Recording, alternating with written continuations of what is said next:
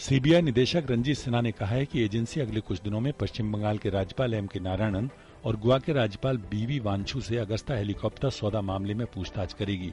रंजीत सिन्हा ने कहा कि जांच एजेंसी ने दोनों गवर्नर से पूछे जाने वाले सवालों की सूची तैयार कर ली है और जल्द ही अधिकारियों की टीम पूछताछ के लिए भेजी जाएगी।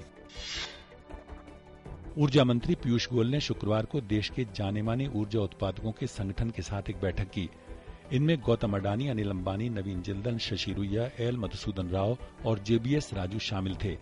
देश के जाने माने बिजली उत्पादकों ने केंद्रीय मंत्री से मिलकर अपनी परियोजनाओं को चलाने के लिए आने वाली कठिनाइयों पर चर्चा की। इन उद्योगपतियों का वित्त मंत्री अरुण जेटली से भी मिलने का कार्यक्रम है।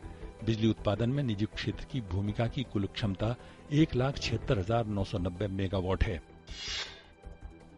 केंद्रीय सूचना और प्रसारण मंत्री प्रकाश जावड़ेकर ने आश्वासन दिया है कि सरकार किसी भी तरीके से प्रेस की स्वतंत्रता पर रोक नहीं लगाएगी।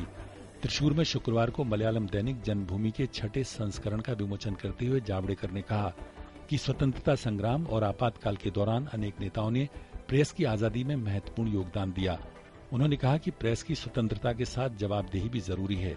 उन्होंने मीडिया से अपील की कि जवाबदेही सुनिश्चित करने के लिए वो खुद एक प्रक्रिया विकसित करे। मानव तस्करी पर रोक लगाने के उद्देश्य से सरकार ने एक व्यापक योजना लागू करने का फैसला किया है। गृह सचिव अनिल गोस्वामी ने नई दिल्ली में राज्यों के नोडल अधिकारियों के साथ 18वीं रिव्यू मीटिंग की और कहा कि देश के विभिन्न जिलों में अब तक 225 मानव तस्करी विरोधी इकाइयों ने काम करना शुरू कर दिया है और वर्तमान वित्त वर्ष में 100 और इकाइयां स्थापित करने का प्रस्ताव है। विभाजन के बाद वरिष्ठ विधायक कोडेला शिव प्रसाद राव ध्वनिमत से आंध्र प्रदेश विधानसभा के पहले अध्यक्ष चुने गए। विभाजन के बाद आंध्र प्रदेश को आवंटित पुराने विधानसभा भवन में अस्थायी विधानसभा अध्यक्ष नए विधानसभा अध्यक्ष को लेकर आसन तक गए। मुख्यमंत्री एन चंद्रबाबू नायडू, विपक्ष के नेता वाईएस जगनमोहन रेड्डी, संसदीय मामलों के मंत्री यानामला रामकृष्णुडू और अन्य विधायक कोडेला के साथ आसन तक गए।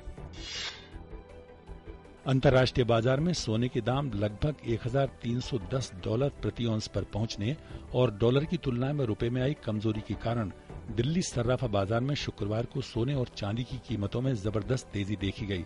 सोना 605 रुपए की छलांग लगाकर एक महीने के उच्चतम स्तर 28,625 रुपए प्रति 10 ग्राम पर पहुंच गया और चांदी 1,800 रुपए उछलकर 3 महीने की ऊंचाई 44,900 रुपए प्रति किलोग्राम पर पहुंच गई। सप्ताह के आखिरी कारोबारी दिन बाजार में गिरावट का रुख रहा। बाजार करीब 0.5% की कमजोरी के साथ बंद हुआ। सेंसेक्स 96 अंक गिरकर 25,105 और निफ्टी 29 अंक गिरकर 7,511 पर बंद हुए। मिड कैप और स्मॉल कैप शेयर 0.4 से 0.7% गिरे। Health care, auto, power, capital good share 1% टूटे। मेटल शेयर 0.6% गिरे। बैंक और ऑयल एंड गैस शेयर 0.3% कमजोर हुए। कंज्यूमर ड्यूरेबल शेयर 4% उछले। रियल्टी शेयर करीब 1% चढ़े। आईटी और तकनीकी शेयर सुस्त रहे।